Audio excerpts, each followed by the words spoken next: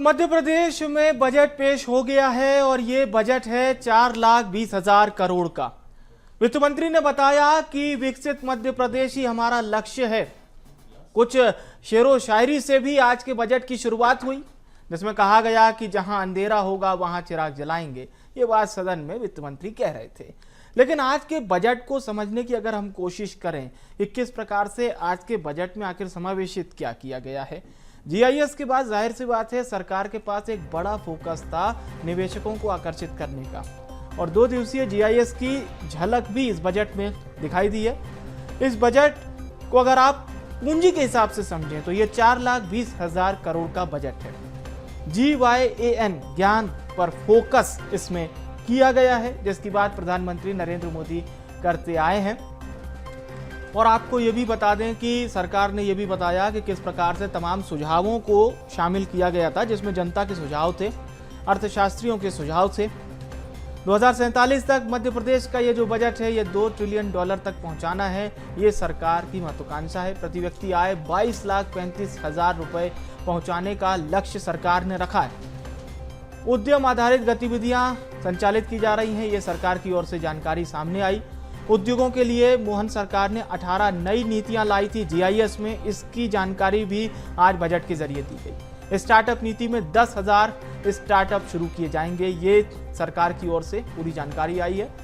39 नए औद्योगिक क्षेत्र विकसित किए जाएंगे, ये आज के बजट की प्रमुख बातें हैं। जिला विकास सलाहकार समिति का भी गठन सरकार करने जा रही है।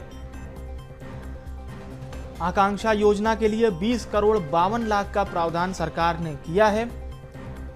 स्टूडेंट्स को परीक्षा की तैयारी भी सरकार करवाएगी और इस योजना के तहत एसटी वर्ग के 50 स्टूडेंट यानी कि 50 छात्रों को विदेश भेजने का काम मोहन सरकार करेगी। अब एक खास पैनल हमारे साथ इस वक्त चर्चा के लिए जुड़ रहा है। हमारे साथ भारतीय जनता पार्टी से प्रदेश प्रवक्ता राजपाल सिंह सिसोदिया जी स्टूडियो से हमारे साथ जुड़ रहे हैं। संतोष सिंह गौतम जी भी हमारे साथ जुड़ रहे हैं, प्रवक्ता हैं कांग्रेस पार्टी के। हमारे साथ सरमन नगेले साहब जुड़ रहे हैं, मध्य प्रदेश के जाने माने पत्रकार हैं, वरिष्ठ पत्रकार, बहुत स्वागत है। अंशुल अग्रवाल जी जुड़ रहे हैं, अर्थशास्त्री हैं। अभिषेक खरे जी जाने माने शिक्षाविद हमारे साथ जुड़ रहे हैं। रंजना प्रसाद जी गृहिणी हैं। आप सभी मेहमानों का बहुत स्वागत है। तो शुरुआत करते हैं इस विशाल पैनल से आज के बजट को लेकर। और सबसे पहले सिसोदिया साहब, क्योंकि नजरें सरकार पर ही टिकी हुई है, क्या आज के बजट को किस तरह से डिफाइन करेंगे? ज्ञान, गरीब, युवा, अन्नदाता और नारी सशक्तिकरण को यह समर्पित है। ज्ञान का रखा गया है ध्यान। 4,21,000 करोड़ का किया है प्रावधान, और अब हर गरीब का, सब गरीब का होगा कल्याण। यह सभी वर्ग को साधने की, सभी वर्गों के जीवन स्तर को इस बजट में समावेश करने का काम किया गया है। जहाँ एक तरफ किसान और ग्रामीण विकास की बात है, 1 लाख किलोमीटर सड़क के निर्माण की बात है मध्य प्रदेश के अंदर, तो मध्य प्रदेश के ग्रामीण क्षेत्र में जो प्रधानमंत्री सड़क योजना के तहत बनी हुई सड़कें हैं, उन सड़कों की मरम्मत और उसमें जो पुलियाओं का उन्नयन होना, उस तक का ध्यान रखा गया है। बहुत बारीकी से एक एक चीज को जो है समावेश करने का काम इस बजट में हुआ है। मैं समझता हूं कि डॉक्टर मोहन यादव जी की सरकार, जो कि दूसरा बजट अपने कार्यकाल का पेश किए हैं, मैं उनको बधाई देता हूं, मंत्रिपरिषद को बधाई देता हूं, और विशेष करके वित्त मंत्री जगदीश देवड़ा जी और उनकी टीम को बधाई देता हूं कि उन्होंने यह एक ऐसा बजट जो वास्तविक में मध्य प्रदेश को एक नई ऊंचाई देने का काम करेगा। जिस प्रकार से मोदी जी देश में विकसित भारत की बात कर रहे हैं, यह विकसित मध्य प्रदेश का बजट है। मध्य प्रदेश के अंदर सर्वांगीण विकास के साथ साथ में हमारे धार्मिक पर्यटन को भी महत्व देने की बात इसके अंदर की गई है। आप देखेंगे कि भगवान श्री कृष्ण जी का हमारे मध्य प्रदेश से भी नाता रहा है, तो उनके जहां जहां पर भी चरण पड़े हैं, श्री कृष्ण पाथे ऐसा करके एक योजना लेके आए हैं, और उसके लिए भी बजट का प्रावधान हुआ है। बड़ी बात है। और श्री राम वन पथ जो है, वनगमन पथ है, उसके विकास के लिए भी, चित्रकूट नगरी के विकास के लिए भी बात है। तो फिर सिंहस्थ 2028 में हम उज्जैन में जो मनाएंगे, उसमें भी 2000 करोड़ का प्रावधान करके और वहाँ के विकास कार्यों का भी श्री गणेश होगा। निश्चित तौर पर यह विकास का बजट है। इस बजट में औद्योगिक जगत के लिए भी कई सारे प्रावधान करने का काम किया है। ग्लोबल इन्वेस्टर जो समिट हुई, उस समिट के बाद में जो रुझान आए, जिस प्रकार से एमओयू हुए, तो उन एमओयू को पूर्ण करने के लिए भी बजट में प्रावधान करने का काम हुआ है। यह गरीबों के लिए, महिला सशक्तिकरण के लिए भी है। जहां महिलाओं के सशक्तिकरण की बात है, वहीं दूसरी ओर आप ये देखेंगे कि कोई भी योजना जो मध्य प्रदेश में आज की तारीख में चल रही है, किसी भी योजना को बंद नहीं किया जा रहा है। किसी भी प्रकार का कोई नया टैक्स मध्य प्रदेश की जनता के ऊपर इस बजट में नहीं थोपा गया है। ये बहुत बड़ी बात है कि बजट में किसी भी प्रकार के टैक्स का प्रावधान नहीं करते हुए भी योजनाओं को मूर्त रूप में जी चालू रखना, हाँ सुचारू रूप से चालू रखना, किसी योजना को बंद नहीं करना, ये कुशल वित्तीय प्रबंधन है। हाँ। जो आज सरकार ने मध्य प्रदेश आप की कह रहे जनता हैं को कोई समर्पित योजना किया है। बंद नहीं कर रहे हैं और तमाम योजनाओं के लिए फंड भी जारी हुआ है। संतोष जी, पक्ष जरूरी है तो प्रतिपक्ष भी जरूरी है। प्रतिपक्ष को कैसा लगा आज का बजट? देखिए विवेक जी, राज्यपाल जी ने जो तमाम चीजें गिनाई, इनकी बातों का विरोधाभास सीएजी की रिपोर्ट से हो जाता है। ये कांग्रेस नहीं कह रही है, ये सीएजी की रिपोर्ट ने कहा है कि पिछले वर्ष का जो बजट, जिसे ये बड़ा अच्छा बजट बता रहे हैं कि 2024-25 का जो बजट हुआ था वो भी मोहन यादव सरकार ने प्रस्तुत किया था, उसके विषय में सीएजी ने कहा है कि बजटरी एलोकेशन की जो बुनियाद है वो अनरियलिस्टिक प्रपोजल्स के आधार पर की गई और इसी के कारण पुअर एक्सपेंडिचर मॉनिटरिंग मैकेनिज्म सरकार का बना और इसी के लिए 11 मार्च 2025 तक का, यानी इस 11 मार्च तक का कुल बजट का जो प्रावधान था 3,85,924 करोड़ का था, जिसमें से अब तक केवल 2,38,025 करोड़ रुपए खर्च हुए, यानी टोटल एलोकेशन का 61.60%। तो ये मैं नहीं कह रहा हूं, ये सीएजी की रिपोर्ट कह रही है। तो अगर इतना ही अच्छा बजट था तो सीएजी को ये कहने की क्या जरूरत पड़ी? सीएजी ने ये तक कहा कि वीक स्कीम इंप्लीमेंटेशन कैपेसिटीज है इस सरकार की, वीक स्कीम इंप्लीमेंटेशन कैपेसिटी। ये तल्ख टिप्पणी किसने की है? सीएजी ने की है, मैंने नहीं की है। आदिवासी विभाग को आवंटित हुए थे पिछले साल 13,024 करोड़ रुपए, जिसमें से केवल 9,942 करोड़ रुपए खर्च कर पाई सरकार, 76%। पंचायत विभाग का 10,344 करोड़ का जो बजट था, उसमें से केवल 5,795 करोड़ रुपए सरकार खर्च कर पाई, 56% योजना का। और इसके बाद देखिए इनकी जो खुद की घोषणाएं थी उसमें से क्या किया जा रहा है। जो लाडली बहना योजना की बात थी, लाडली बहना योजना को ये कहा गया था कि जैसे ही हमारे पास बजट आएगा, शिवराज सिंह ने कहा था, तो हम उस सरकार बनने के पहले तो हम उसके बाद 3,000 कर लेंगे। जब मोहन यादव की सरकार आई, 1,250 रुपए से 1 रुपया भी अब तक नहीं बढ़ा सकी, 2 बार बजट पेश कर दिए। तो 3,000 का झांसा देकर लाडली बहनों को जो इन्होंने अपना वो दिखाया, चुनावी चक्रव्यूह चलाया, और उस 3,000 की तरफ कोई बात भी नहीं हो रही और ऊपर से एहसान जनता पर ये कह रहे हैं कि हमने कोई स्कीम बंद नहीं की। आप 3,000 कब करेंगे ये बताइए। जनता को भिखारी समझने की मानसिकता जिन मंत्रियों की है, ऐसी सरकार आगे और क्या करेगी? और ये मैं तो नहीं कह रहा हूं, प्रहलाद पटेल ने बोला कि जनता भिखारी है, हमारे पास टोकरियां भर भर के आवेदन लाती है। ये कौन कह रहा है? ये सरकार का मंत्री कह रहा है जिम्मेदार। और ये सरकार का गैर जिम्मेदाराना रवैया देखिए कि उस मंत्री से अब तक इस्तीफा नहीं लिया गया, यानी मोहन यादव की भी मंशा वही है। आप समझिए इस सरकार का अमानवीय चेहरा। बजट पर थोड़ा चर्चा कर लेते हैं। बजट पर ही विवेक भाई, मैं इतनी जैसे बजट पर ही बोल रहा हूं। मैंने ये बोला कि सीएजी ने तल्ख टिप्पणी की है इनके पिछले बजट पर, तो मैं ये कह रहा हूं कि केवल लाडली बहना की ही बात नहीं है, कन्या विवाह योजना की भी सुन लीजिए, वो भी पोल में खोल देता हूं। 2023-24 की तुलना में 2024-25 में 77% हितग्राही कम कर दिए गए। 23-24 में जहां 59,445 हितग्राही थे कन्या विवाह योजना के, और लंबी फहरिस्त है। संतोष जी, सभी मेहमानों से फर्स्ट इंटरेक्शन हो जाए, फिर ये लगातार हम जारी रखेंगे चर्चा को। आदरणीय सरमन जी को चर्चा में जोड़ते हैं। सरमन जी, क्या कहेंगे? आज वित्त मंत्री जगदीश देवड़ा ने फिर से बजट पेश किया है, क्या समावेशित आपको लगा कि आज के बजट में ये चीज़ें ठीक ठाक एड ऑन की हैं और क्या कुछ किया जा सकता था? देखिए विवेक जी, उप मुख्यमंत्री जगदीश देवड़ा जी ने कहा है कि ये समावेशी और सर्वस्पर्शी बजट है और बजट का जो पिछले साल का जो बजट था उससे करीब 15 से 20% उसमें बढ़ोतरी की है जी।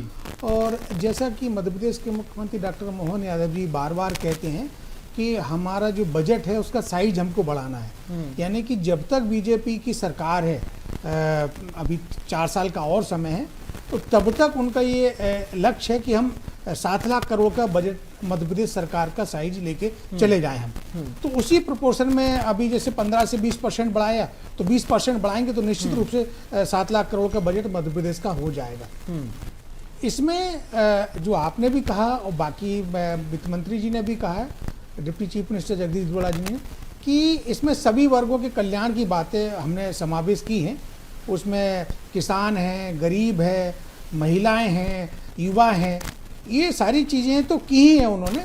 लेकिन मैं 3-4 ऐसे मैंने विषय उनसे जो निजी बातचीत में पूछे थे, तो उन्होंने बताया कि जैसे उन्होंने इस बार फोकस किया है कि हम मध्य प्रदेश में प्राइवेट पार्टनरशिप के तहत जी आर्टिफिशियली इंटेलिजेंस यानी कि एआई को प्रमोट करेंगे जी। तो एआई के माध्यम से जो आईआईटी के माध्यम से हम रीजनल सेंटर पर सेंटर खोलेंगे, वहाँ पर हम एआई को कैसे प्रमोट किया जाए और कैसे इन्वेस्टमेंट करें जो निजी निवेशक हैं, उस पर हमारा फोकस है। साथ में उन्होंने ये भी बताया था और बजट पर अपने भाषण में भी कहा कि हम एक डिजिटल यूनिवर्सिटी भी ला रहे हैं मध्य प्रदेश में। इसके साथ साथ उन्होंने ये भी कहा है कि जो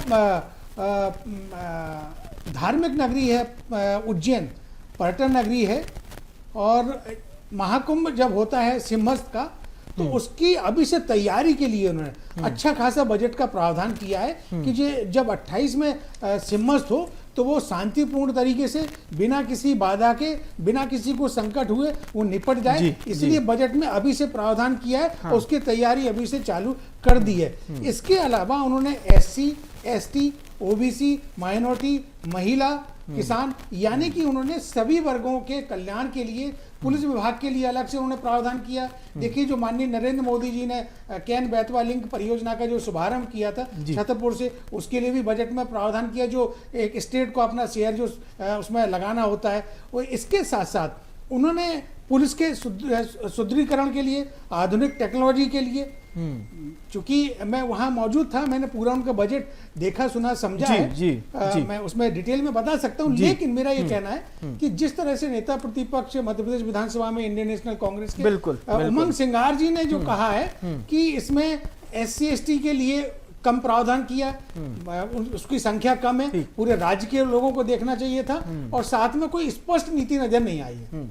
चलिए, अब जुड़ते हैं हम आज के बजट में। आखिर शिक्षा जगत को क्या मिला है? खरे साहब हमारे साथ हैं, बहुत अच्छा डिफाइन करेंगे। खरे साहब, क्या कहेंगे? ST वर्ग के छात्रों के लिए भी एक विशेष योजना लाई है, और CM राइज स्कूल की राशि को बढ़ा दिया गया है, और भी बहुत सारी चीज़ें हैं ओवरऑल आज के बजट पर शिक्षा जगत के लिए। देखिए, शिक्षा जगत पे तो बात करेंगे ही, पहले मेरा एक प्रश्न है। जी।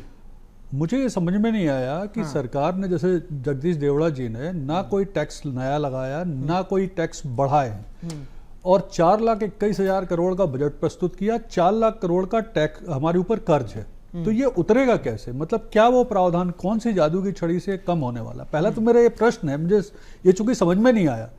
अब बात करें शिक्षा जगत की, तो शिक्षा जगत के लिए जो प्रावधान किए गए हैं, जैसे जो आकांक्षा योजना है, उसमें 20 करोड़ रुपए बढ़ा दिए गए। यहाँ फिर मेरा एक क्वेश्चन है कि इससे पहले UPSC की बहुत सारी स्कीमें चल रही हैं दिल्ली में, लेकिन सिलेक्शन रेशो बिल्कुल नहीं, तो उसे रिव्यू करेंगे, और रिव्यू करके और बेहतर रिजल्ट पाने की कोशिश करेंगे कि अगर रिजल्ट ही नहीं आ रहे हैं तो इस आकांक्षा योजना में पैसे बढ़ाना, रिजल्ट आएंगे, इसको कैसे जोड़ेंगे, रिजल्ट ओरिएंटेड कैसे बनाएंगे। तीसरा, इसमें कुछ प्रावधान एक किया गया है कि IIT के समकक्ष कुछ इंस्टीट्यूट बनाए जाना है। तो IIT के समकक्ष जो इंस्टीट्यूट बनाए जाना है, उनके लिए क्या पैरामीटर्स होंगे, क्या मानदंड होंगे? मध्य प्रदेश तो हिंदी को प्रमोट करने वाला राज्य है, हम लगातार हिंदी से जुड़े हुए सब्जेक्ट ला रहे हैं, हम हिंदी भाषा का प्रमोशन कर रहे हैं, तो वो जो IIT के समकक्ष हम लाने वाले हैं इंस्टीट्यूट, अगर हम क्या उसमें हिंदी का प्रावधान करेंगे या इंग्लिश का करेंगे, ये भी मेरा एक क्वेश्चन है। तो पहले तो मुझे लगता है इन प्रश्नों पे बात हो जाए, फिर हम आगे और बात करें तो ज्यादा बेहतर। चलिए, ये बात भी आपने सही कही है, लेकिन और एक और प्रश्न यहाँ जोड़ना चाहता हूँ जी। देखिए, क्या होता है, GSDP जो राज्य की होती है, उसका 3% ही कोई राज्य कर्ज ले सकता है। मध्य प्रदेश ऑलरेडी 4.66% कर्ज ले चुका है केंद्र की विशेष अनुमति से। आगे और भी कर्ज की संभावना है, और लेने वाले हैं, तो फिर ये कैसे खत्म कैसे होगा? तो मेरा पहला चीज तो यही, एज ए शिक्षाविद मुझे तो यही समझ में नहीं आ रहा कि ये कैसे होने वाला है, ये कैसे होगा, ये जादू की छड़ी क्या है? ये सिसोदिया जी से पूछेंगे, लेकिन सभी गेस्ट से पहले इंटरेक्शन हो जाए। जी। तो अब अंशुल जी, ओवरऑल क्या वाकई में जैसा सीएम मोहन कह रहे थे या वित्त मंत्री कह रहे थे कि ये समावेशी बजट है, सर्वहारा वर्ग के लिए बजट है, जो योजनाएं पहली बार आ रही हैं उनको भी फंड दिया गया है और जो योजनाएं बंद हो गई थी उनको भी चालू किया गया है। जैसे उदाहरण दिया गया कि ग्रामीण भारत के लिए मुख्यमंत्री परिवहन योजना चालू होगी, इससे ग्रामीण भारत को लाभ मिलेगा। सर देखिए, मेरा इसमें ये बोलना है कि विवेक भाई कि बजट तो सारे अच्छे ही बनते हैं जी। ऑलवेज, कभी भी कोई भी गवर्नमेंट बजट बनाए, नथिंग पॉलिटिकल, चाहे वो एक्स पार्टी बनाए या वाई पार्टी बनाए, क्योंकि बजट जब भी बनते हैं तो बहुत सारे इनपुट्स लिए जाते हैं। जैसे हम चार्टर्ड अकाउंटेंट से, दूसरे फाइनेंशियल कंटेंट से, सारे लोग अपने अपने इनपुट्स देते हैं और कोई भी फाइनेंस मिनिस्टर नहीं चाहेगा कि उसके बजट में कोई लूप होल रहे। तो बजट्स में इनकॉर्पोरेट तो मैक्सिमम चीज़ें करी ही जाती हैं, ठीक है ना। अब बजट समहाउ कहीं ना कहीं सबके इंटरप्रिटेशंस कुछ कम या ज़्यादा हो सकते हैं, बट जो सबसे बड़ा इशू आता है वो आता है बजट के फंड यूटिलाइजेशन में। तो जैसा हमें अभी बात चल रही थी कि यहाँ पर भी जो है हमारे पास जो लास्ट बजट था 2024 का, इसमें भी जो एलोकेशन था उस एलोकेशन के कंपैरिजन में हमारा जो फंड यूटिलाइजेशन था वो शॉर्ट था, ये अप्रोप्रिएट जगह नहीं हो पाया। अब जैसा खरे सर बोल रहे थे, मैं इनकी बात को भी एड ऑन करना चाहूँगा कि भाई हमारे पास आज की डेट में एक फिस्कल डेफिसिट 4.66% का प्रपोज्ड है। तो लोन लेना भी मेरे हिसाब से चलिए कोई दिक्कत वाली बात नहीं है, प्रोवाइडेड वो जो लोन है अगर वो कैपेक्स में लग रहा है। देखिए there are two type of expenditures, एक है कैपिटल एक्सपेंडिचर और दूसरा जो है वो रेवेन्यू एक्सपेंडिचर्स में लग रहा है, जो नॉर्मली वेलफेयर में खर्च हो रहा है। तो अगर ये इंफ्रास्ट्रक्चर डेवलपमेंट में ये लोन लगा हुआ पैसा जाता है तो उससे जो रेवेन्यू कलेक्शन होगा that can be a better source कि इससे हम अपने जो है वो हम इंटरेस्ट को चुका सके। मैं ये तो नहीं बोलूंगा कि इससे प्रिंसिपल कर्जा चुक जाएगा, पर एटलीस्ट हम इंटरेस्ट प्रॉपर चुका पाएंगे और हम जो फिस्कल डेफिसिट की तरफ बहुत ज़्यादा बढ़ते जा रहे हैं वो शायद हम कुछ हद तक कंट्रोल कर पाएं। पर अगर हम इसमें एक बात और आप इसका भी बखूबी जवाब दीजिएगा कि ग्लोबल इन्वेस्टर समिट अभी सरकार ने की 2 दिवसीय, सरकार का ये कहना है कि जो नॉर्म्स हम ला रहे हैं वो अदर किसी भी स्टेट की पॉलिसी से बहुत बेहतर है। 18 नई पॉलिसी लाई और आज के जब इस बजट को हम देख रहे थे तो उसमें स्टार्टअप को भी जोड़ा गया है, उसमें उद्यमियों को भी जोड़ा गया है और एमएसएमई सेक्टर के लिए भी एक अच्छे खासे ऐलान है। तो ओवरऑल सिस्टम से एक बेहतर मतलब क्या इकोसिस्टम बना पाएगी सरकार, ये एक कहीं ना कहीं सवाल। देखिए इसमें मैं एक चीज़ में बड़ाई करूंगा कि सरकार की मंशा बहुत क्लियर है, बहुत साफ है कि इंडस्ट्रियलाइजेशन पे अब वर्क करना है, क्योंकि मध्य प्रदेश वैसे ही एक बीमारू राज्य समझा जाता है ना। तो अब सरकार जो है वो एक एक्सेलरेशन मोड पे आ गई है कि साहब हमें इंडस्ट्रियलाइजेशन पे वर्क करना है, हमें स्टार्टअप से वर्क करना है, हमें नई इंडस्ट्रीज को डेवलप करना है। तो ये पार्ट सरकार का बहुत अच्छा, और बाकी जो 18 नई नीतियां आई इस पर बहुत मेहनत करी गई है। किसी और स्टेट से मैं कंपैरिजन करना नहीं चाहूँगा क्योंकि मैं उस स्टेज पर नहीं हूँ कि मैं बता सकूँ कि बेहतर है कि नहीं है। बट सेकेंड जो एक इसका एक बहुत बड़ा लैकुना है कि वो जो पॉलिसीज हुई, जैसे फॉर एग्जाम्पल अगर मैं आज बात करूँ स्टार्टअप की, तो स्टार्टअप में हमारे पास CGTSME या फिर बहुत सारे कोलेटरल फ्री लोन होते हैं जिसको सेंट्रल गवर्नमेंट या स्टेट गवर्नमेंट अपने अपने बजट के थ्रू करती है। पर धरातल पे अगर हम बात करें तो हमारे पास आज की डेट में बैंक जो है वो जो एंड यूज़र है, कंज्यूमर्स हैं, उनके पास उस लेवल तक की जिस लेवल की सब्सिडी घोषित करेगी वहाँ तक उसको एंड यूज़र तक नहीं पहुँच पाती। उसके लिए क्या स्टेप्स करेंगे वो एक बहुत महत्वपूर्ण बात होगा इन 18 नीतियों के अंदर, किस तरीके से वो बैंक से कोऑर्डिनेट करेंगे, या जो सब्सिडी का अमाउंट है वो कई सालों तक सब्सिडी अलॉट हो जाती है पर सब्सिडी का जो अमाउंट है वो बिजनेसमैन के खाते में नहीं आ पाता, जिसके कारण जो बिजनेस होता है वो 1-1.5 साल सफ़र होता है और उसके कारण बहुत सारे स्टार्टअप जो होते हैं बंद हो जाते हैं। तो इसके चैनलाइजेशन के लिए गवर्नमेंट ने क्या करा, ये एक देखने वाली बात होगी। ठीक है। और ओवरऑल जैसा कि आप बता रहे हैं कि कुछ चीज़ें सोर्सेज हैं उसको कहीं ना कहीं देखना पड़ेगा, इस पर भी अब हम चर्चा करेंगे। रंजना जी, गृहिणियों के लिए क्या नज़र आया, क्या वाकई में किचन का ध्यान रखा है मोहन सरकार ने? जी, मैं सारी गृहिणियों की तरफ से सिर्फ एक ही बात कहना चाहूँगी कि सरकार ने जो भी बजट पेश किया है उसमें तो गृहिणियों के लिए मुझे कुछ ज़्यादा दिखाई नहीं दिया है फ़ायदा। और हमारी सरकार तो हमारा घर है बेसिकली, है ना, तो उसमें सारी गृहिणियों को हमेशा यही शिकायत रहती है कि भाई छोटी छोटी रोज़मर्रा की जो चीज़ें हैं इसमें काफ़ी महंगाई सी हो गई है, जो कि हम लोग कैसे पूरा करें, क्योंकि ना तनख्वाह बढ़ रही है, हमें चलाना उतने में ही है। तो पेट्रोल, घर के खर्चे, छोटे मोटे बच्चों की फीस, तो इसमें हम लोगों को थोड़ा सा बहुत मुश्किल हो रहा है जमा कर पाना हर चीज, मतलब बेसिक चीजें। तो सरकार से बस यही निवेदन है कि सारी गृहिणियों का भी ध्यान रखा जाए और उनके लिए भी कुछ सोचा जाए आगे जाकर के, क्योंकि महिलाएं कभी अच्छा मतलब ये जो 1250 रुपए दे रहे हैं, हाँ जिसमें जो बहनें हैं, लाडली बहनें, इनकी संख्या है तकरीबन 1,27,00,000। हाँ जी थोड़ा ऊपर नीचे हो सकता है, लेकिन हाँ जी। सरकार का यही डेटा है 1.27 करोड़। जी। तो इन महिलाओं तक हर महीने की शुरुआती हफ्ते में 1250 रुपए पहुंच जाता है। ठीक है, शहर में जो महिलाएं रह रही होंगी भाई मध्यम वर्ग की, उनके लिए 1250 बड़ी बात नहीं है, पर ग्रामीण भारत की महिलाओं के लिए बड़ी बात है। तो ये एक ठीक ठाक आपको लगता है प्रावधान नहीं, सरकार मुझे का? तो ये बिल्कुल ठीक नहीं लगता है। मुझे ऐसा लगता है कि आप उनको अपंग बना रहे हैं। नहीं, गरीब गरीब महिलाओं के लोगों लिए को भी अगर आप ये दे रहे हैं तो मतलब आप अननेसेसरी मनी आप उनको दे रहे हैं, पैसा तो, दे रहे हैं। हाँ पैसा हाँ, दे पैसा रहे दे हैं, रहे हैं, तो वो अकाउंट तो में जा रहा है। सरकार की तरफ से ही जा रहा है। चलो ठीक है, एक गरीब महिला है, एक अनपढ़ महिला है, आप उसको शिक्षित करिए, उसको बोलिए मेहनत करके पैसा कमाए। वो आप उनको अपंग बना रहे हैं उन महिलाओं को। अब जैसे अब हमारे ये यहाँ बड़ी बेसिक- बात है। हाँ, बिल्कुल, इस बिल्कुल। योजना के बलबूते देखिए महाराष्ट्र में सरकार आई। ये बिल्कुल। योजना ऐसी योजना है, जैसे आज बात की गई कि केंद्र की योजनाओं से भी जोड़ दिया जाएगा। सिसोदिया साहब, मैं चाहूंगा इस बड़ी योजना मैं पर एक आप चीज और छोटा सा बोलना बोलिए, चाहूंगी। बोलिए। मैं हाँ। ये बोलना चाहूंगी कि आप दे तो रहे हैं उनको पैसा, ठीक है, तो सब सारी महिलाओं को दो ना, मतलब जितनी दुनिया में महिलाएं सबको दो, क्यों भैया, गरीबों को? अब जो पहले से बहुत सक्षम है, मुझे लगता है उनको क्यों, सिसोदिया साहब क्या कहेंगे, उनको एटलीस्ट उनको तो थोड़ा गिव अप करना चाहिए। जैसे एक बार प्रधानमंत्री जी ने कहा था कि भाई जो सक्षम है वो एलपीजी की सब्सिडी ना लें, फिर खैर उसके बाद तो अलग ही चीज चालू हो गई। हाँ, बोलिए वो राजपाल तो- जी। देखिए, सशक्तिकरण के लिए ये राशि है और सशक्त उसे ही करना जो समाज में अंतिम पंक्ति में बैठी हो, चाहे फिर वो महिला हो, युवा हो, गरीब हो, किसान हो। तो आधी आबादी हमारी बहनों की आबादी है जी। और निश्चित तौर पर उनको जो ये पैसा दिया जाता है, सच मानिए हमने इसका उपयोग करते हुए भी कई ग्रामीण अंचलों में महिलाओं को देखा, इसका बड़ा सदुपयोग होने का काम होता है।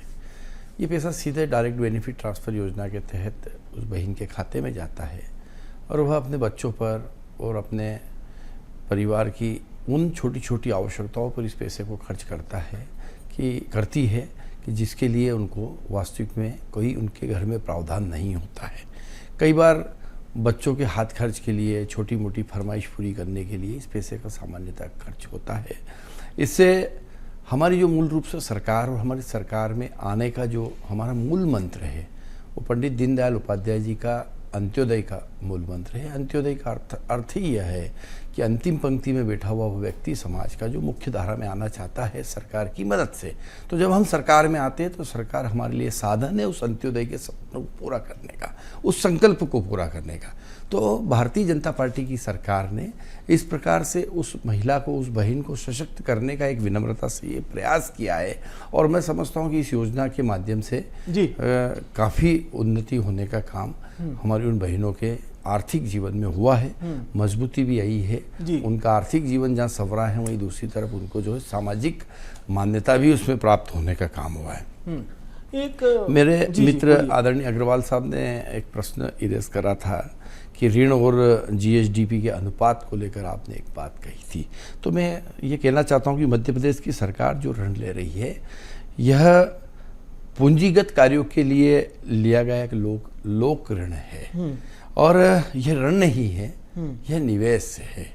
मध्य प्रदेश में जिस प्रकार से इंफ्रास्ट्रक्चर हम तैयार करके देने की बात कर रहे हैं, निश्चित ही उस इंफ्रास्ट्रक्चर की वजह से आज प्रदेश में रेवेन्यू भी आने का काम हो रहा है।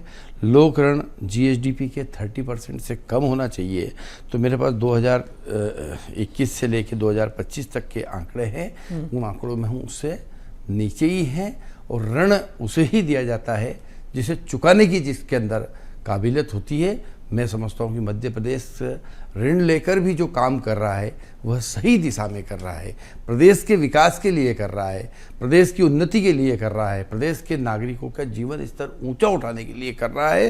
तो इस प्रकार से ऋण लेकर और निवेश करना, मैं समझता हूँ कि सामान्य जीवन में भी अगर हम देखें, हम अपने व्यक्तिगत जीवन में भी देखते हैं, तो हम जब कोई काम, बड़ा काम करने जाते हैं जिसमें इकट्ठा इन्वेस्टमेंट करना होता है, चाहे फिर बड़ा मकान बनाने की बात हो, गाड़ी लेने की बात हो, जो भी हमारी रोज की इनकम है, साल की इनकम है, उससे इनकम से बड़ा अगर कोई काम करने जाते हैं तो हमको फिर ऋण का सहारा लेना पड़ता है।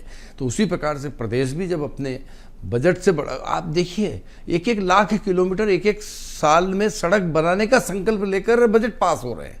तो निश्चित तौर पर इस प्रकार के जब इंफ्रास्ट्रक्चर की बात, 100 रेलवे की पुलिया बनाने की बात इस बजट के अंदर है। तो इस प्रकार के इंफ्रास्ट्रक्चर की जब बात होती है तो निश्चित तौर पर दूरगामी इसके जो है 10 साल में, 20 साल में जो है पेमेंट वापस रिकवर होता है। और इस प्रकार के लोन लेना, दुरुपयोग हो रहा है क्या लोन का, ये बात देखने की है। ये अधिकार है अर्थशास्त्री को भी देखने का, शिक्षा शास्त्री को भी देखने का, हमारी बहन गृहिणी को भी देखने का, और ये अधिकार है विपक्ष को भी बोलने का, हमारे संतोष जी को, कि क्या उसका दुरुपयोग हो रहा है। अगर उसका सदुपयोग हो रहा है तो मैं समझता हूँ कि निवेश है, और निवेश करेंगे। ये जोखिम का काम है, इस जोखिम को लेने का काम साहस सरकार कर पा रही है, तो साधुवाद भी देना चाहिए हमारे समाज के सभी वर्गों को। ठीक है, संतोष जी क्या कहेंगे? अब तो राज्यपाल जी ने सीधे यही डिमांड रखी है कि साहब कुछ अगर ठीक ठाक हुआ है तो उसका भी उल्लेख कर दीजिए।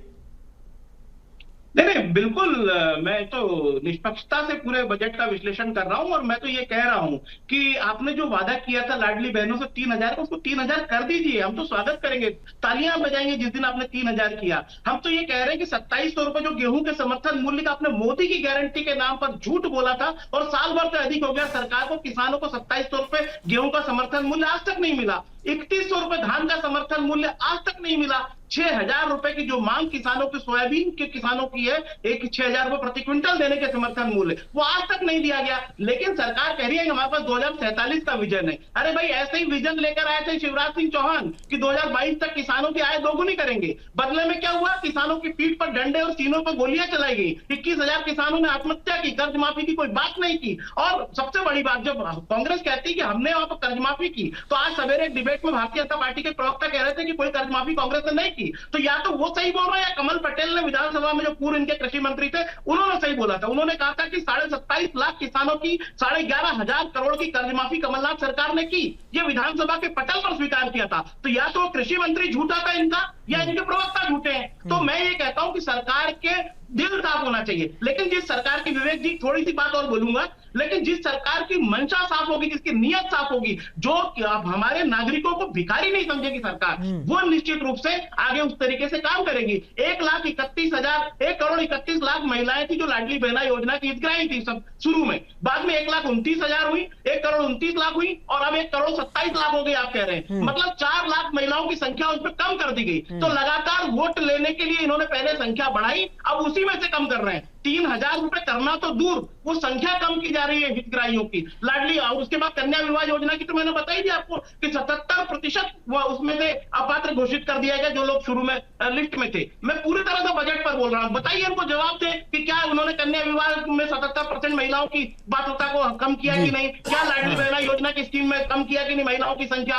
क्या इन्होंने, इनके मंत्री ने जनता को भिखारी कहा कि नहीं? क्या ये कहा कि नहीं कि हमारे पर टोकरियां भर भर के आवेदन ला रही जनता? अरे भाई, आपको चुना है, 163 सीटें दिए, आप ही के पास आएगी और आपको जवाब देने होंगे इन कठोर प्रश्नों के। तो इनसे भागिए मत, जनता को जवाब दीजिए। और ये जनता भगवान है जिसने आपको चुना, ये भिखारी नहीं हो सकती, इस बात को समझ लीजिए आप। चलिए ठीक है, खरे साहब एक बार फिर से आपसे जुड़ते हैं और ये जानने की कोशिश करते हैं, जो ट्राइबल कम्युनिटी के हमारे जो छात्र हैं और इसके साथ ही साथ जो SC कम्युनिटी के छात्र हैं, इनके लिए सरकार 2 अलग अलग योजनाएं ला रही है।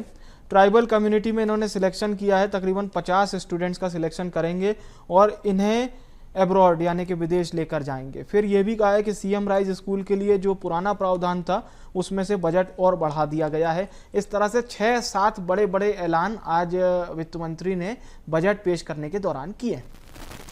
देखिए, इसमें ये जो विदेश भेजने की योजना है ये ऑलरेडी चल रही है। चल इसमें रही है। कोई 50 लोग जो जोड़ दिए हैं। यहाँ तो मेरी आपत्ति दूसरी है कि जो सिलेक्शन होता है उसमें बहुत सारे आरोप लगते हैं कि वो जो अधिकारी होते हैं, जो इन्फ्लुएंशियल लोग होते हैं, जो नेता और उनसे संबंधित लोग हैं, उनके पर्चे चले जाते हैं विदेश। तो पहले तो इसको दुरुस्त करने की जरूरत है। दूसरा, जो प्रावधान किए गए हैं कोचिंग में, मैं पहले ही बता चुका हूं कि दिल्ली में यूपीएससी की कोचिंग चल रही है और पिछले 5-6 साल में जो सिलेक्शन है शायद ही मुश्किल से 10 सिलेक्शन भी नहीं है, या तो मेरे हिसाब से सिलेक्शन ही नहीं है। तो उसको भी चेक करें, उनको सुधार की जरूरत है। तीसरी चीज ये है कि सर अभी बीच में बोल रहे थे कि इसमें जो संख्या है कम हो रही है लाडली बहना में, तो वो संख्या इसलिए कम होती है कि 18 से 60 वर्ष की आयु में, तो जो 60 वर्ष के ऊपर हो जाते हैं उनकी संख्या वो कम कर देती है सरकार। तो वो तो खैर मैं पॉलिटिकल जवाब है, आप दीजिए, मैं तो जस्ट एक शिक्षा वाले क्षेत्र से जवाब दे रहा हूँ। क्योंकि अब इसके बाद जो यहाँ पे डिजिटल और रक्षा विश्वविद्यालय बनाने की बात कर रहे हैं, ये एक अच्छा प्रावधान है। लेकिन मेरा बहुत स्पष्ट तौर पे कहना है कि जब वो विश्वविद्यालय का निर्माण हो, उसका गठन हो, तो उसमें कम से कम नॉन पॉलिटिकल लोगों की ही नियुक्ति की जाए पूरी तरह से, जो इस क्षेत्र के विशेषज्ञ हैं। क्योंकि देखिए, रक्षा क्षेत्र एक बहुत ही स्पेसिफिक क्लासिफाइड क्षेत्र है, तो वहां इस तरह के कोर्स और इस तरह के लोगों की नियुक्ति होना चाहिए कि वो बेस्ट जो मध्य प्रदेश के अंदर उपलब्ध हैं छात्र, उनमें से निकाल सके। तो वो होना चाहिए।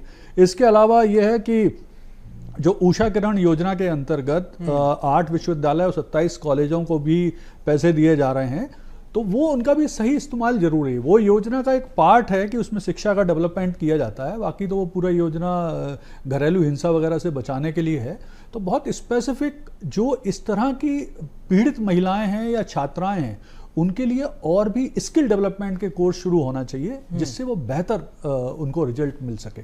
तो ये कुछ बेसिक चीजें हैं जिन पे ध्यान देना आवश्यक है। और एक चीज और है, अब चूंकि मध्य प्रदेश फिलहाल बीमारू राज्य में शामिल नहीं है, काफी चर्चाएं होती रहती हैं कि मध्य प्रदेश बीमारू राज्य में नहीं है फिलहाल शामिल, वो बाहर आ चुका है। तो ये भी एक अच्छी चीज है।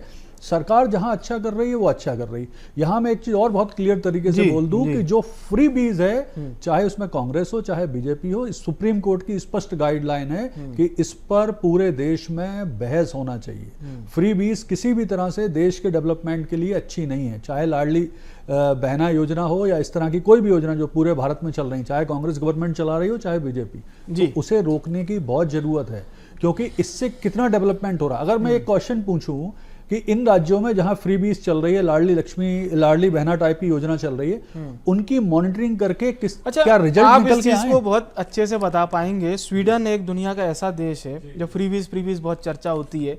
तो स्वीडन का मैंने स्टडी किया, उसमें पता चला कि ठीक है वो टैक्स भी उसी तरह से ले रहे हैं, लेकिन वो फिर आपको बिजली का बिल भी नहीं देते, पानी का बिल भी नहीं देते, एजुकेशन का पैसा भी नहीं लेते, हॉस्पिटल का पैसा भी नहीं लेते, यानी वो पूरी तरह से फ्री रखते हैं। कुछ एक चीजें हैं जहां पर स्वीडन आपसे टैक्स लेता है।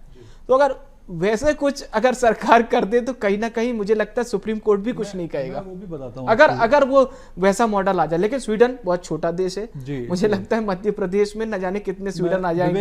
ये भी है दोनों बातें कि शिक्षा से जुड़ी अगर हम बात करें तो यूरोप के बहुत सारे छोटे छोटे देश हैं, जिनमें अगर मैं बात करूं फिनलैंड विश्व में टॉप है एजुकेशन में, कोरिया है, जापान है, यूएस है। तो यहाँ चूंकि छोटी जनसंख्या है तो वो इस तरह की योजनाएं चला सकते हैं, फ्री दे सकते हैं और बेस्ट मॉडल प्रस्तुत कर सकते हैं। लेकिन भारत जैसे देश में थोड़ा सा मुश्किल है बड़ी जनसंख्या के कारण। तो मदद देना चाहिए, जैसा अभी मैडम ने भी कहा कि हम अगर उनको पैरों पे खड़े होने के लिए मदद करें, ना कि डायरेक्ट पैसा दें, वो ज्यादा बेहतर है भविष्य के लिए। इसमें भी ये करना पड़ेगा कि देखिए साहब, ग्रामीण भारत की जो सच्चाई है वो हम इस एसी वाले स्टूडियो से नहीं समझ सकते। वहां जब धूप में उनके बीच धूल खाते हुए जाएंगे और वाकई में जब उस गरीबी को, उस भूख को देखेंगे तो हमें भी लगेगा ये 1250 रुपए नहीं है, ये 12,000 रुपए। हो सकता है आप मेरे को कहोगे कि भाई आप सरकार की बड़ाई कर रहे हो, लेकिन वो 1250 रुपए हमारे लिए हो सकता है कि लंच में हम उसका 1% खर्च करें, 4,000-5,000 रुपए खर्च कर दें भोपाल में। अगर मैं उसी के और वो ग्रामीण महिला के लिए 1250 रुपए मायने रखता है। उसी में एक पार्ट आगे बढ़ाते हुए बोलता हूँ, वो 1250 एक अगर गांव में आप 100 महिलाएं हो, 1250 देने वाले हैं, आप क्यों नहीं वो 100 महिलाओं का एक सेल्फ हेल्प ग्रुप खोल के उनके खाते में ज्वाइंट रूप से वो जमा कर दें और उनको प्रोत्साहित करें कि कोई वो बिजनेस ही शुरू करें। वो बिल्कुल वो ना करें। चलिए, स्व सहायता के बारे में आप जिक्र कर रहे हैं, सरमन जी से मैं जरूर जानना चाहूंगा सर, आज के बजट में जो प्रमुख बातें ऐसी हो रही हैं जिसमें GIS तो नो डाउट एक अगर बेहतर तौर पर जैसा सरकार चाह रही है वैसा एग्जीक्यूशन हो जाए तो बड़ी संख्या में युवा भी लाभान्वित होंगे।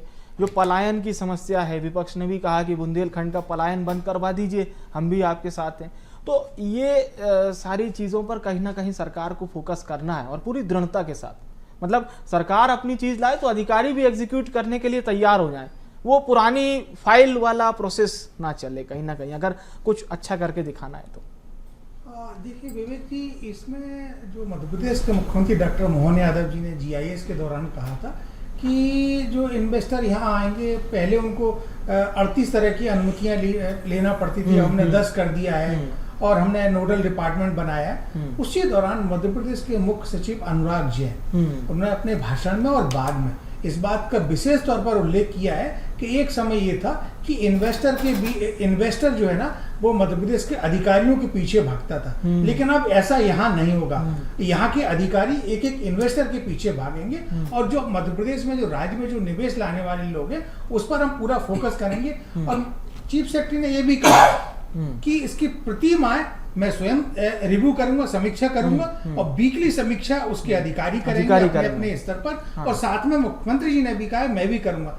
तो चूंकि अनुराग जैन जी प्रधानमंत्री सचिवालय में PMO में एज ज्वाइंट सेक्रेटरी रहे हैं और उसके बाद में उन्होंने प्रगति कार्यक्रम, जो भारत सरकार का बहुत बड़ा कार्यक्रम है जहाँ 10 करोड़ से ऊपर के उसकी प्रोजेक्ट की समीक्षा होती है, वो करते आए हैं। और फिर वो वहाँ के जो लघु और सूक्ष्म उद्योग मंत्रालय था उसके भी सचिव रहे, तो उनको स्टार्टअप का और MSME का भी पूरी समझ थी, उस हिसाब से भी उन्होंने बात की है। वो चूंकि मध्य प्रदेश में IT डिपार्टमेंट के सेक्रेटरी रहे लंबे समय तक, तो उन्होंने अभी जैसे E-ट्रैकिंग चालू किया है, E-फाइल मूवमेंट चालू किया मध्य प्रदेश के मंत्रालय में, तो अब वो इस दिशा में भी आगे बढ़ रहे हैं कि जो हमारे यहाँ पर निवेश आ रहा है या जो इन्वेस्टर को अनुमतियां लेना है, वो हम उनको बहुत कम समय में और सिंगल विंडो के माध्यम से दे दें। मेरा यहाँ 2-3 सुझाव मध्य प्रदेश के मुख्यमंत्री को, और मैंने पहले भी कहा अन्य चैनलों के माध्यम से, कि देखिए इसमें माननीय प्रधानमंत्री जी की उपस्थिति में GIS हुआ, बड़े बड़े वहाँ पे अडानी जी ने, बाकी लोगों ने यहाँ पर अनाउंसमेंट किया है। तो प्रधानमंत्री सचिवालय और प्रधानमंत्री स्वयं इसके लिए अपना एक मॉनिटरिंग सेल बनाए जो देखे कि जो बड़े बड़े इन्वेस्टर जो इन्वेस्टमेंट की घोषणा करके गए उस पर क्या काम हो रहा है, नहीं हो रहा। साथ में मध्य प्रदेश का जो मुख्यमंत्री है वो भी इसके लिए एक मतलब ये जो रिव्यू मीटिंग की प्रक्रिया है ये अनवरत जारी रहे, ये कहीं पर भी कोई ब्लॉकेज इसमें ना आए। बिल्कुल। एक जवाब अंशुल जी मैं आपसे लेना चाहूँगा, आप जो कह रहे थे बात बहुत अच्छी बात थी कि भाई जो कर्ज है इसको चुकाने की भी प्रक्रिया सरकार को बतानी चाहिए, कहाँ कहाँ से हम चुका देंगे। लेकिन आज वित्त मंत्री ने 2 बात कही, हालांकि वो विपक्ष के लिए कही। विपक्ष के लिए ये कहा कि ये जो विपक्ष कहता है कि भाई बजट में हमने क्या कुछ मार्केट से लोन लेने की बात कही है, तो वो कह रहे हैं कि इसको ऐसे ना जोड़ा जाए, ऐसे ना देखा जाए, हम जो बजट ले रहे हैं वो वेलफेयर के लिए ले रहे हैं, वो पहले भी सरकार कहती है और सभी बजट में इस तरह का प्रावधान रखते हैं, वेलफेयर के लिए पैसा उठाते हैं। अब लेकिन जो साफ तौर पर समझना ये है कि इसको चुकाने की क्या प्रक्रिया है, तो ये आपको समझ में आता है कि हाँ सरकार इन चीज़ों से कम ये जो लोन है इसको चुकाने की प्रक्रिया भी रखेगी। बिल्कुल। मैं विवेक जी 2 चीज़ों पे अपनी राय देना चाहूँगा। सबसे पहले मैं एक एस्पेक्ट बताना चाहूँगा, जैसे फ्रीबीज की बात हो रही है, मैं बिल्कुल फ्रीबीज के फेवर में मैं भी नहीं हूँ। पर एक इसका एक हिडन एस्पेक्ट है जो मैं शायद एक्सप्लेन करना चाहूँगा, वो ये है कि जो 1250 रुपये लाडली बहना योजना में दिए जा रहे हैं, ये ठीक है कि भाई एक तरफ हम देख रहे हैं कि it is a pure expenditure to the government, पर दूसरी तरफ अगर हम बात करें तो आप ये समझिए कि जो 1250 जिस तबके को जा रहा है वो पैसा एक्यूमुलेट नहीं हो रहा है, इकट्ठा नहीं हो रहा है, वो पैसा रेगुलरली सर्कुलेशन में आ रहा है, वो पैसा वो लोग खर्च कर रहे हैं। खर्च करने के बाद ये लोग जो निम्न वर्ग या मध्यम वर्ग के लोग हैं जिनके लिए 1250 रुपये एक बड़ी रकम है, वो उसको ना अपने बैंक के FDs में खर्च कर रहे हैं, ना ही वो शॉपिंग मॉल्स में खर्च कर रहे हैं, ना ही वो किसी और स्टेट में जा रहा है। ये पैसा वहाँ के लोकल दुकानदारों से सामान खरीदते हैं और लोकल दुकानदारों से सामान खरीदने के बाद वो पैसा कहीं ना कहीं GST के फॉर्म में भी गवर्नमेंट के पास आ रहा है। तो मेरा ये मानना है कि 1250 रुपये इनिशियली जो हमारे लिए एक बहुत बड़ा एक्सपेंडिचर था, वो अब कहीं ना कहीं हमारे लिए एक रेवेन्यू का सोर्स ही बनता जा रहा है, मुझे ऐसा फील आता है। और कि शायद एक रीज़न ये भी है कि जो हमारा जो पर कैपिटा इनकम में ग्रोथ हुआ है, 9% की ग्रोथ हुआ है, जो अभी 1.52 लाख रुपीज़ हुए हैं, उसमें जो रिटेल शॉपकीपर्स थे जो एकदम मरणासन स्थिति में पहुंच चुके थे FDI के बाद, अब वो कहीं ना कहीं वो रिवाइव हो रहे हैं, ऐसा मुझे मानना है। अच्छा, ये जो वन डिस्ट्रिक्ट वन प्रोडक्ट ला रहे हैं, ये कितना आपको मुफीद समझ में आता है? सर, 1 डिस्ट्रिक्ट 1 प्रोडक्ट के बारे में मैं बोलूँगा कि ये स्पेशलाइजेशन वाली चीज़ है। तो इसके बारे में अभी बहुत डिटेल स्टडी की जरूरत है।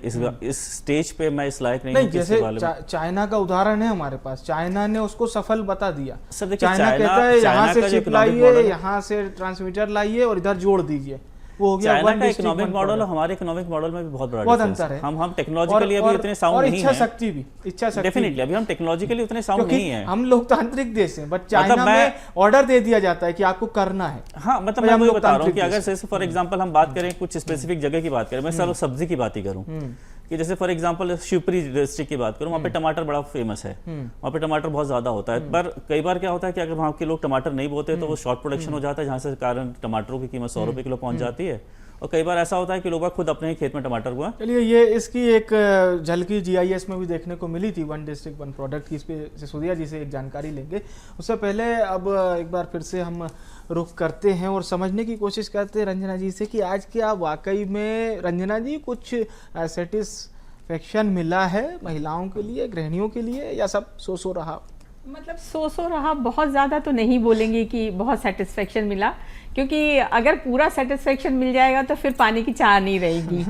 तो बहुत ज़्यादा तो नहीं बोलेंगे, लेकिन सारी गृहिणियाँ थोड़ी कहीं ना कहीं थोड़ा सा उनके मन में थोड़ा सा खेद है कि सरकार को थोड़ा गृहिणियों का भी ख्याल रखना चाहिए था। इलेबरेट कीजिए ना, किस तरह आप अच्छे से बता गया मैं कि हम तो मध्यम वर्ग महिलाएं हैं और हमको एक जैसे लिमिटेड सोर्स होता है, हमारे हस्बैंड हमको दे देते हैं कि लो ये महीने का तुम्हारा खर्चा है, अब आपको ये घर चलाना है, ठीक है। लेकिन वो ये तो नहीं पूछते कि आपने भाई इतनी महंगाई हो गई तो आप दाल लेने जा रहे हैं, सब्जी लेने जा रहे हैं, तो हर जगह महंगी अच्छा होती जा चलिए, रही है इसका ना। मैं आपको एक बहुत आसान सा क्वेश्चन पूछता हूँ। हाँ जी। आप 2017 में, हालांकि निजी सवाल है लेकिन ये हमारे दर्शक बहुत अच्छे से समझ जाएंगे। जी। 2017 में मंथली बजट आपका जितना था और अब 2025 में हम बात कर रहे हैं, उसमें कितना इजाफा आ गया है?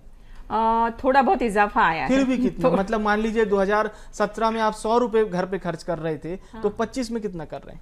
नहीं, वो तो बढ़ेगा ना, फिर खर्चा तो बढ़ेगा फिर ना। भी मतलब अब कैसे कैलकुलेशन करना पड़ेगा। आप कह दीजिए 20% आ गया, 30% आ हाँ, गया, 20% आ गया, 20% डबल हो गया। ठीक है। आमदनी भी बढ़ी?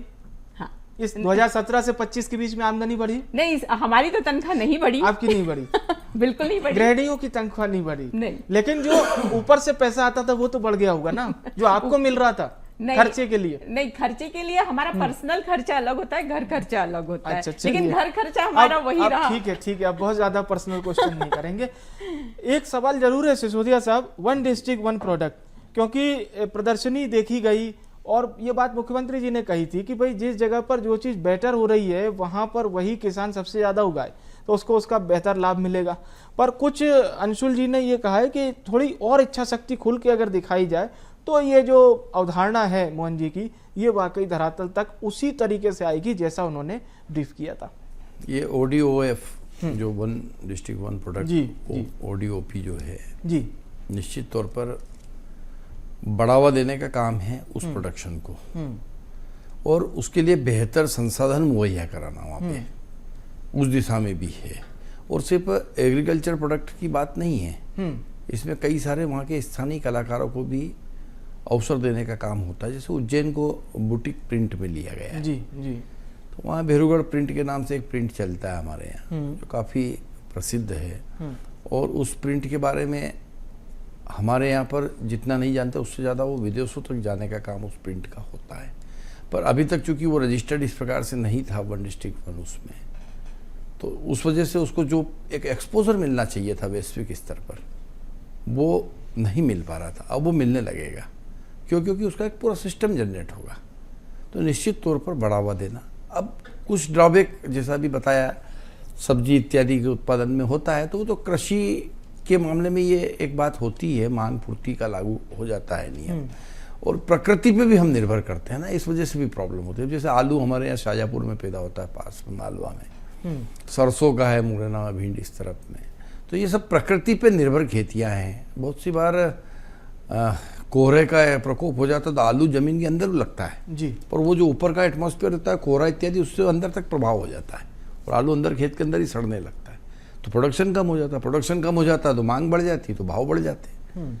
कई बार प्रोडक्शन बहुत अच्छा होता है, इस बार बहुत अच्छा क्लाइमेट रहा, वातावरण बहुत अच्छा रहा, कृषि के अनुकूल रहा, इस बार चने का बहुत अच्छा प्रोडक्शन हो रहा है, गेहूं बहुत अच्छा पैदावार हो रहा है, आलू, प्याज, लहसुन, हर फसल में बहुत अच्छा पैदावार है। तो स्वाभाविक है जब बम्पर पैदावार आ गई तो फिर वो थोड़ा सा उसको बढ़ावा उस तरीके से मिल जाए कि उस प्रोडक्ट को रोक लिया जाए, उसका सही प्रसंस्करण हो जाए, भंडारण हो जाए, दो चीज चाहता और हूँ, आगे बढ़ा दिया जाए। किसान अपने खेत में कभी भी पशुओं को ना छोड़े, खुशी से तो छोड़ता नहीं है, वो तस्वीर मेरे सामने ना आए और वो खबर मैं ना पढूं, तो आपका ये जो वन डिस्ट्रिक्ट वन प्रोडक्ट है वो एकदम सफलतम रहेगा।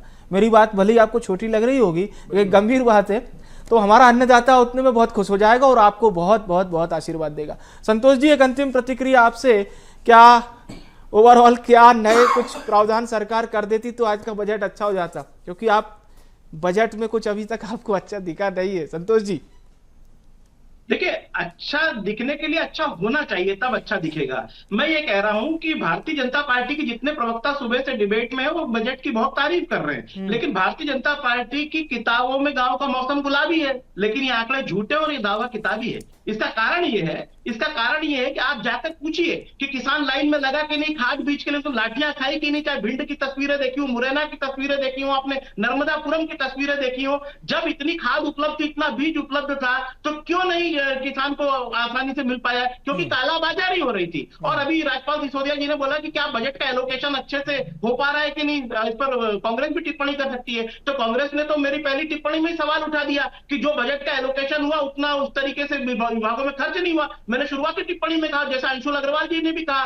कि बजट का जो इंप्लीमेंटेशन था वो भी ठीक से नहीं हो पाया। अच्छा, इंप्लीमेंटेशन हुआ कहां? आपने देखा कि सौरभ शर्मा जैसे एक छोटे से कर्मचारी को 300 करोड़ रुपए की संपत्ति मिली, वो छोटी मछली थी। तो बड़ी मछलियों के पास कितना इंप्लीमेंटेशन हुआ होगा, आसानी से अंदाजा लगाया जा सकता है। और बड़ी मछलियां छोड़ दीजिए, मगरमच्छों के पास कितना होगा, इसका भी एक अंदाजा लगाया जा सकता है कि पहले तो छोटी मछली पकड़ाई तो बड़ी मछलियां तो जाल में ही नहीं आई, और मगरमच्छ तो आ भी नहीं सकते क्योंकि बड़ी मछलियां ही नहीं आई। तो 300 करोड़ के हिसाब से अनुमान लगा लीजिए कि बजट का कितना बड़ा हिस्सा इनके पास बढ़ता होगा, मगरमच्छों के पास, बड़ी मछलियों का, छोटी मछलियों। मैं शर्मन नगेले जी से पूछना चाहता हूं कि शर्मन नगेले जी बहुत ही विद्वान पत्रकार है, वरिष्ठ पत्रकार है, और काफी समय से कवर कर रहे हैं विधानसभा और सरकार को कवर कर रहे हैं।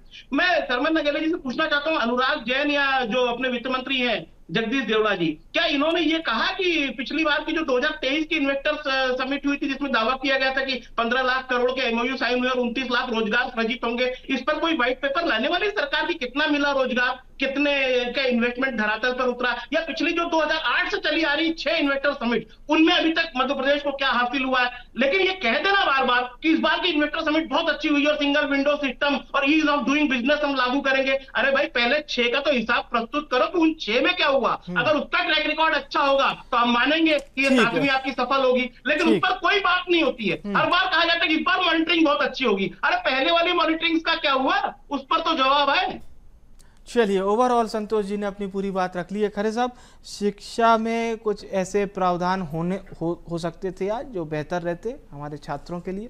जी, देखिए, ओवरऑल मैं एक चीज़ कहूँ, 2024 में 26 लाख बेरोजगार स्टूडेंट दर्ज हैं पूरे मध्य प्रदेश में, और स्टार्टअप की संख्या इस बार इस बजट में बढ़ाई जा रही है।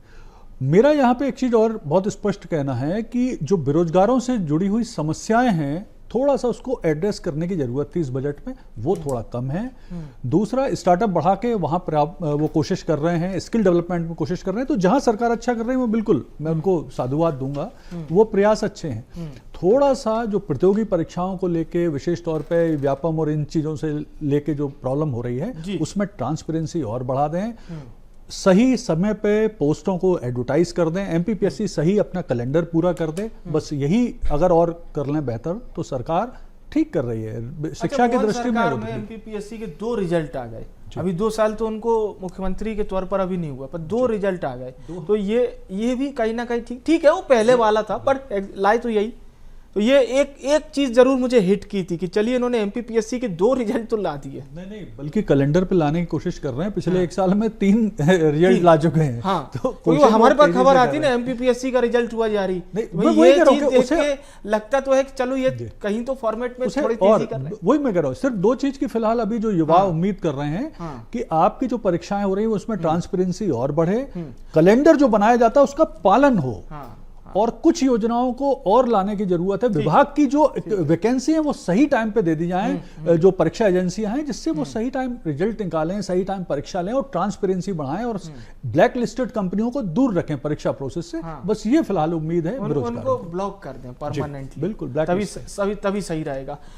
एक अंतिम प्रतिक्रिया अंशुल जी आपकी ये रहेगी कि कौन से ऐसे अच्छे और बड़े प्रावधान अगर सरकार आज के बजट में कर देती तो वो, जैसे सरकार की ओर से बोला गया, ये आगामी वर्षों के लिए बजट है, इसमें 2047 का विजन भी वित्त मंत्री ने दिखाया है।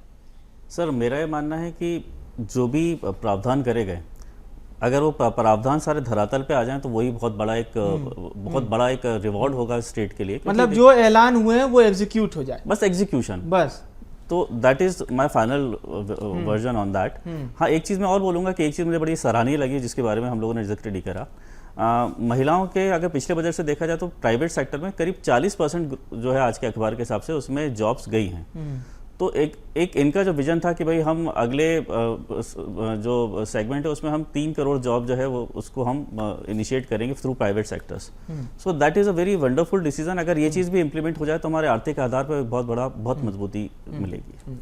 चलिए रंजना जी, एक अंतिम प्रतिक्रिया जी, केवल इस बात को लेकर कि हाँ मोहन जी अब अगली बार इसको एड ऑन कर दीजिएगा। बिल्कुल, मतलब आप रंजना जी हैं, एज अ भाई भी मोहन जी को आप संबोधित कर सकती हैं। बिल्कुल, मैं प्रदेश सरकार से, मोहन जी से बस यही रिक्वेस्ट करूंगी कि अगली बार जब भी जो भी बजट हो उसमें खासकर गृहिणियों का खास ख्याल रखा जाए, ठीक है, खास तरीके से। चलिए अब इस कार्यक्रम का समापन सरमन जी की प्रतिक्रिया से कर देंगे। सरमन जी, अब केवल हमारे दर्शकों को ये बताइए कि आज के बजट पे ओवरऑल आपकी अंतिम प्रतिक्रिया क्या कहती है?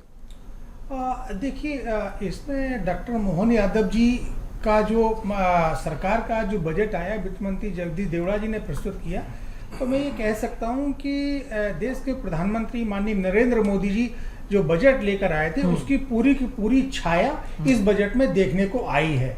और जिस तरह से उन्होंने जो ज्ञान का जो एक पूरी तरीके से एक अभियान चलाया था उसको इन्होंने राज्य में उतारने का प्रयास किया। अब जो बजट का जो प्रावधान किया है वो उतना रेवेन्यू कहाँ से लाते हैं और वो रेवेन्यू समय पर खर्च होता है कि नहीं होता है उस पर डिपेंड करेगा। उसी के यदि आपने जो आज अनाउंसमेंट किए हैं ये आपके पूरे एग्जीक्यूट हो जाते हैं तो निश्चित रूप से मध्य प्रदेश के विकास में, मध्य प्रदेश के कल्याण में, यहाँ के लोगों की आर्थिक तरक्की में वो सहायक सिद्ध होगा। लेकिन अभी चूंकि समय है तो अभी कहना मुश्किल है कि वो कब तक करेंगे, लेकिन एक प्रयास तो वो अच्छा कर रहे हैं। और देखिए उन्होंने कई सारी चीजें की हैं कि अब वो उनको बताना तो एक लंबी फहरिस्त है, लेकिन मैं इतना जरूर अंतिम कह सकता हूँ कि डॉक्टर मोहन यादव जी डे 1 से वो गरीबों के कल्याण के लिए, वो मजलूमों के लिए, वो किसानों के लिए, महिलाओं के लिए और वो औद्योगिकरण की भी दिशा में वो आगे बढ़ रहे हैं। धार्मिक पर्यटन को भी बढ़ावा दे रहे हैं, धर्म के क्षेत्र में भी वो काम कर रहे हैं। इसीलिए उन्होंने जो है ना वो श्री कृष्ण राम पाथे और ये श्री कृष्ण पाथे,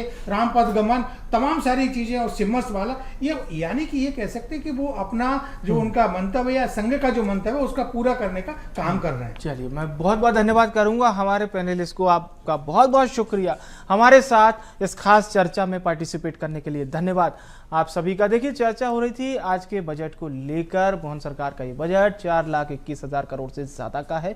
बजट में बहुत सारी चीज़ें समावेशित की गई है। गणतंत्र को समर्पित, सभी वर्गों के लिए काम करना, ऐसे तमाम बिंदु वित्त मंत्री जगदीश देवड़ा ने रखे हैं। लेकिन विपक्ष को नज़र आ रहा है इस बजट में खामियां। विपक्ष कह रही जो पुरानी योजनाएं हैं उनके लिए आप बजट में एड ऑन तो कर रहे हैं बट एग्जीक्यूट कैसे करेंगे, कार्यपालन कैसे करेंगे। तो इस तरह के बहुत सारी बातें अभी होती रहेंगी। फिलहाल के लिए मुझे यहाँ पे विवेक को दीजिए इजाज़त। तो देखते रहिए BS TV। नमस्कार।